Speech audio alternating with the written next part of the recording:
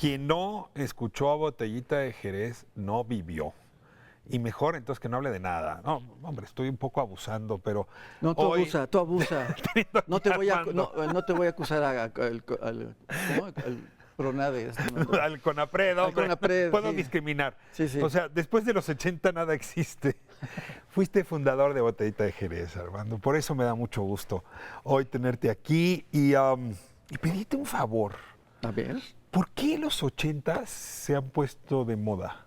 Los 80 son los nuevos 2021. ¿Qué es esto?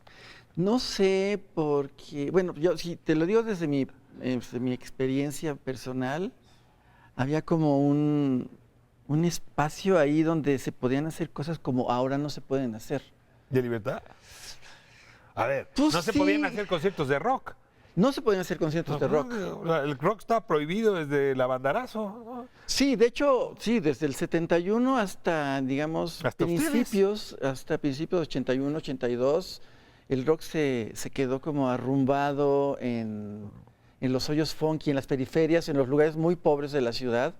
Y pues era Y costaba como... Rocotitlán, que también era medio fresa. Rocotitlán no era fresa, era clase mediero, Órale. ¿sabes? No, ¿Cuál es la no, diferencia? pues había el Baby O, esas cosas. Eso es ¿Cómo? Sí, sí, fresísima, ¿verdad? sí, había una cosa ahí por el toreo que no me acuerdo, que algo así se El llamaba. Magic Circus. Magic. Ese sí era fresa. Eso me lo contaron, ¿eh? Eso era fresa. Sí, ese era fresa. Rocotitlán era clase mediera. Sí, porque justo la gente que iba, pues era como gente como de la Roma, de la del Valle, de O Narvarte. sea, Yuri cantaba La Maldita Primavera, Luis Miguel, que ahora está de moda, empezaba con su carrera fulgurante, y de pronto Rodrigo, ustedes, ¿no? Empiezan a mover como la neurona en otro lado. Por eso a lo mejor me refiero a eso, a los 80s, como que había ahí, no sé si como un espacio de libertad, porque sería como echarle flores a una historia en un país que nunca ha tenido libertad del todo, pero ¿sabes? Se había derrumbado, por ejemplo, en la música para la clase media y los intelectuales y los universitarios, se había desmoronado lo que era la música folclórica. Ya no funcionaba, ya no la ¿Pero eso quiere creía decir la nadie. música de protesta o la folclórica? La folclórica mezclada con la de protesta. ¿no? Ahí todavía Silvio Rodríguez empieza a jalar, Pablo Milanés jala, las peñas Pero- compiten en la Narvarte, ¿no? Pero a los 80s al principio se van para abajo. Los 70s fue muy fulgurante toda esta cosa, que era chistoso porque también el rock se había echado a un lado. ¿Sabes? La música folclórica como que sustituyó gustos y preferencias y búsquedas de la clase media, Quena, charango y quena, charango y bombo, bombo. pero... Y bueno, estaba vivo lo de el golpe de Estado en Chile, ¿no? Las dictaduras en Argentina. Los y 70 todo. son años donde cantar en inglés era fresa. Y donde que te gustaran los grupos extranjeros no tenía gran lujo. Y ustedes empiezan otra vez a traer el rock y el rock en inglés. Nosotros cantamos siempre en español. Sí, pero Digamos, nuestra batalla al principio de los 80s los 80, era decirle a los músicos y a los compositores y a los rockeros, sobre todo, porque era nuestra sección, decirles que se podía cantar en español, que se debía cantar en español, porque había mucha gente que necesitaba entender, comprender, masticar, dialogar con nosotros con las letras de nuestras canciones. ¿covers o canciones compuestas por ustedes? Jamás Botellita tocó covers. Uno solo. No, siempre fueron canciones de nosotros. ¿Quién compuso? Todos. A ver. Mastuerzo, Sergio Arau, el Uyuyuy y yo. Éramos un caldo de cultivo, así lo decíamos, ¿no? Que era como un charco, ya sabes, charco de agua puerca en el que echas un pan y le salen lombrices, ¿no? Generación espontánea. Pero somos tres egos así desmesurados, debe ser muy difícil convivir con nosotros, pero ¿Se siguen llevando? Con Arau no, pero con Mastuerzo ahí estamos, seguimos tocando. Que Sergio abrió este programa. Fue el primer entrevistado. Fíjate qué bueno. Creo que Sergio lo está haciendo muy bien ahora que ya no está en Botellita. Creo que está haciendo una cosa muy interesante, muy inteligente. Pero bueno, déjame acabarte de contar que había como tres fuerzas encontrándose en un triángulo equilátero, diría el de Vibraciones. ¿Te acuerdas del programa Vibraciones? No sé, me suena Dianética. Sí, Eso, no, me era da un programa miedo. de rock de avanzada, ya. psicodélico en Radio Capital, una locura. Bueno, pero entonces este enfrentamiento de tres fuerzas con tres concepciones del mundo parecidas, pero no del todo claras entre sí, vamos, había como zonas de discusión muy fuerte, a eso me refiero con la claridad, había mucha discusión, mucho encontronazo, pero pudimos hacer todo un discurso bien interesante de Botellita Jerez, que fue el Waka Rock, que decíamos que era una mezcla de aguacate con rock and roll. Y nosotros atendíamos mucho al sentido del humor, el rock que se había hecho en los 70, salvo el Tri, salvo Rodrigo. bueno, Rodrigo empieza con nosotros, ¿no? Naftalina me refería, Ya. Naftalina. ¿Rodrigo arranca con ustedes? Sí, somos de la misma Alternando, digamos. generación. Éramos de la misma época. Rodrigo estaba en un lugar que estaba en el Metro Insurgentes, que era un huevito ahí donde se hacían sus conciertos. Nosotros estábamos en Rocotitlán. Jaime López, Claro. ¿no? Jaime López también forma parte de este, no sé, brote ahí. Estábamos en la época en la que todavía el desmoronamiento de la idea del socialismo y del comunismo pues, todavía nos ponía como muy fuertes. Justo nos toca esa época donde hay una crisis. Nos toca un momento en el muro de Berlín se tira, viene la perestorta, se hace el periodo especial en Cuba. Entonces, en ese momento así como de cuestionamiento y pues ¿para dónde vamos? Fue de churro la verdad, aunque bueno, traíamos como nuestra intención. Hicimos este discurso del Waka Rock, Sí. que tenía que ver, uno, con el humor.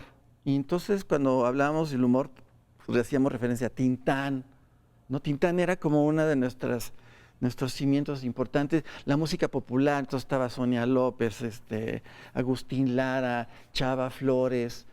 ¿Sabes? Que nos los atrajimos y eso fue como pues, no sé, fue un pecado capital frente a los grandes sacerdotes del rock, este rock anquilosado, monolítico, ¿no?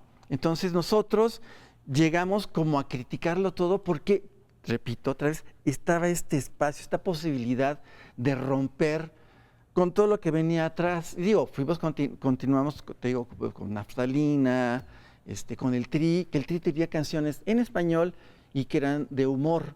Hay un texto de Borges que a mí me gusta mucho, se llama Borges y el otro. Es una hipotética encuentro entre Borges el viejo y Borges el joven. Sería interesante cómo podrían dialogar hoy Armando Vega con Armando Vega hace 20 años o 30 años. Y ya ensayaste, Armando y el otro. Déjame irme. Ya ensayé. Sí, déjame irme con Perro Callejero. Ajá. Jóvenes, pero que también tocan rock. Ajá. Los escuchamos y de vuelta hablamos de ese encuentro entre generaciones que ahora en tu pluma y en tu literatura permite hacer esta visita larga de los tiempos. Bueno, seguimos hablando con Armando Vega. Él fue fundador de Botellita Jerez, pero también guionista con el Wiri Wiri. Escribiste un manual que todo mundo hubiese querido. El anti-manual de Carreño. A mí la verdad ya no me tocó ver el manual de Carreño, pero sí tengo a mi abuela diciendo, eso no hubiera prohibido el manual de Carreño. Y tú de pronto te das el lujo de decir, a romper con las maneras. A ver, ¿me cuentas un poco de este texto antes de pasar al más reciente? Pues fue una de las primeras cosas que escribí y tenía que ver con un ejercicio de humor que yo traía muy fuerte, que era la época de Botellita Jerez, cuando estábamos arrancando. Digamos que nuestro gran quehacer era el humor y hemos sido como, en algún momento como los caricaturistas que usan el humor para, diría ya el teórico, deconstruir, ¿no? Parodiábamos todo y los primeros en parodiarnos eran nosotros mismos. Entonces, claro, pues me acuerdo del Carreño que yo de chavito me lo pusieron. ¿Tú sí lo viste? ¿Sí te lo pusieron? Sí, el catecismo del padre Ripalda. ¿Todo eso? Todas esas cosas fantásticas. No, pues después de eso no te queda más que Waka Rock. Sí, exactamente. Entonces, pues bueno, fue muy fácil hacer como de romper a través del humor. El humor para mí... Pero a ver, dame 2 o 3 máximas del anti-Manuel de Carreño. ¿Coma usted con la boca abierta? Sí. ¿Métase usted el dedo en la nariz? Sí, eran como de esas cosas. Yo te voy a decir uno escatológico, no sé si hasta dónde aguante el programa. A pero esta hora casi cualquier escatología cualquier, será sí. apreciada. Este, Si está dicha con humor, ¿eh? Sí, come torta o sándwich cuando vayas al baño a hacer del 2, por ejemplo, ¿no? Entonces mi mamá se enojaba mucho conmigo porque yo sí, de verdad, era tan tragón que pues entraba al baño con torta y sándwich, entonces mi mamá regañaba mucho. Entonces, cuando escribí esa recomendación, ¿no? Me acordé de mi infancia. Otra también, erúctale en la cara a tus amigos y pregúntales qué desayunaste. O como de esas así, eran como muy tiradas hacia el asco, ¿no? Digamos que, claro, y había otras también. Los tiempos han pasado y publicaste El ritual del lagarto. Muere Jim Morrison, es un héroe para el muchacho, le cambia la vida. Cambia la vida. Y decide hablar con su yo del futuro para que no se convierta en una cosa horrible, en el peor yo posible. Es una gran trama. Si la cuento como está, es una gran trama. ¿De dónde viene? A ver, cuéntame un poco del ritual del lagarto. Pues el ritual del lagarto viene como en una reflexión que estoy haciendo de mi vida, ¿sabes? Estoy en un momento como de depuración. Estoy sacando de mi casa objetos. De esos ¿Personas? Sí. ¿Sí Pero, estás sacando personas vivas o muertas? Sí, de las dos, ¿no? Vivas y muertas, que estos pesos que uno ¿Familiares trae, o amigos? más bien como amigos, ¿no? Y gente con la que he compartido vida, pero también como objetos como concretos, ¿no? De repente tenía una piedrita, te voy a contar, una piedrita que había yo arrancado del muro de Berlín, una vez que fuimos el Masturci y yo, fuimos haciendo una representación del Ejército Zapatista de Liberación Nacional a un encuentro internacional europeo en Berlín. Imagina, échate ese trompo a la uña. Entonces, pues, estábamos ahí en Berlín y eran unas planchas así rarísimas, como, ¿no? Así, largas, de concreto, muy pesadas. Oscuro. Entonces, sí, no, una cosa horrible, no horrible. De verlas era una cosa espantosa. Entonces, el Masturzo ya andaba quitando cachos ahí de un mural, nos estaban persiguiendo unos yonkis. Fue una historia chistosísima.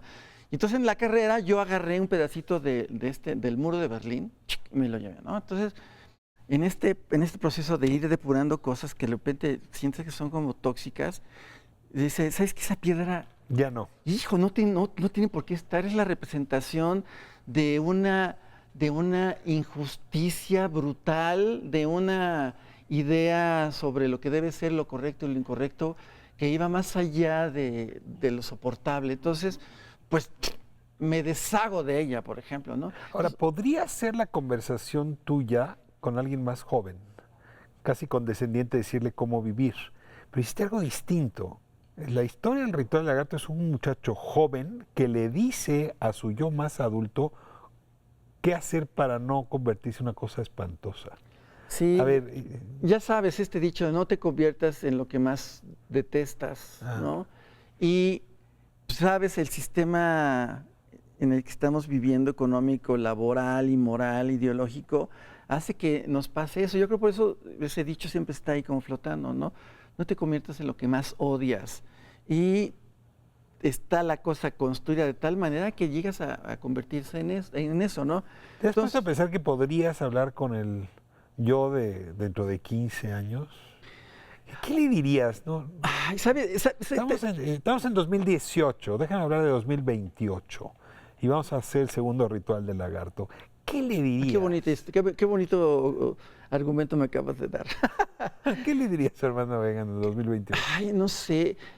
Digo, yo, puesto aquí, yo esperaría que él me dijera, ¿sabes? Es que el camino que hice es inverso a lo que yo deseo.